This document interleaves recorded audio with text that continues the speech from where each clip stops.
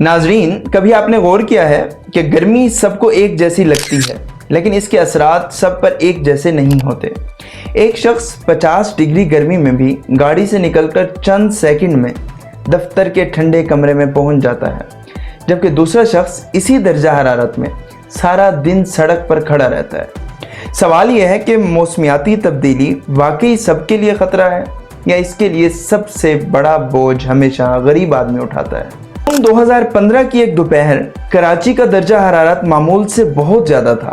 سڑکیں تپ رہی تھیں، ہوا گرم بھٹی کی طرح چہرے سے ٹکرا رہی تھی اور شہر اپنی روزمرہ مصروفیت میں جلتا ہوا دکھائی دے رہا تھا۔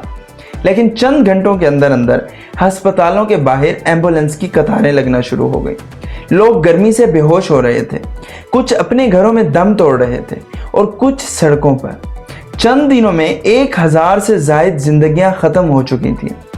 یہ صرف ایک ہیٹ ویو نہیں تھی، یہ ایک ایسا لمحہ تھا جس نے ثابت کر دیا موسم بھی جان لے سکتا ہے۔ دلچسپ بات یہ ہے کہ گرمی اچانک پیدا نہیں ہوئی تھی۔ سائنسدان برسوں سے خبردار کر رہے تھے کہ زمین کا درجہ حرارت بڑھ رہا ہے، موسم غیر متوقع ہوتا جا رہا ہے اور ہیٹ ویو زیادہ خطرناک بنتی چلی جا رہی ہیں۔ لیکن ہم میں سے اکثر لوگ یہ سمجھتے رہے یہ صرف رپورٹوں کی باتیں ہیں۔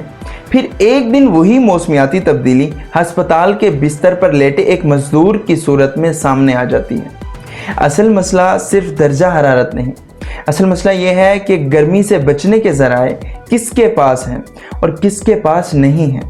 اگر آپ کے گھر میں ایئر کنڈیشنر ہے، بجلی کا بل ادا کرنے کی استطاعت ہے اور گاڑی میں سفر کرتے ہیں تو 50 ڈگری گرمی بھی ایک خبر لگتی ہے۔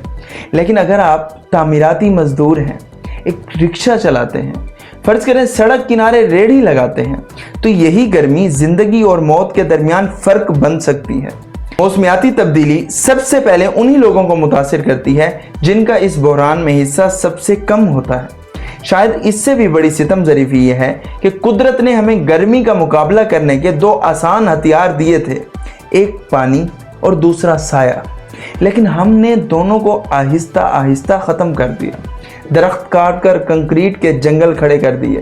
وہ گلیاں جہاں کبھی پیپل، نیم کے درخت ہوا کو ٹھنڈا کرتے تھے، آج وہاں سیمنٹ کی دیواریں سورج کی گرمی رات تک واپس خارج کرتی رہتی ہے۔ دوسری طرف پانی کو دیکھیں، جو کبھی ہر کسی کی پہنچ میں ہوتا تھا، اب بوتلوں میں بند ایک کاروبار بن چکا ہے۔ ایک مزدور جو دن بھر کی مشقت کے بعد چند 100 روپے کماتا ہے، وہ ہر چند گھنٹے بعد مہنگی پانی کی بوتل کیسے خریدے گا؟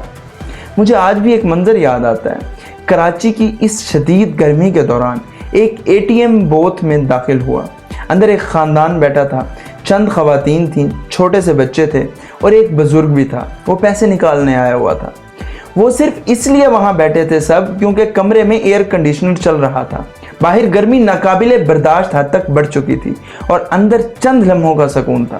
اس وقت مجھے احساس ہوا کہ شاید ہمارے شہروں کی ترجیحات الٹ چکی ہیں۔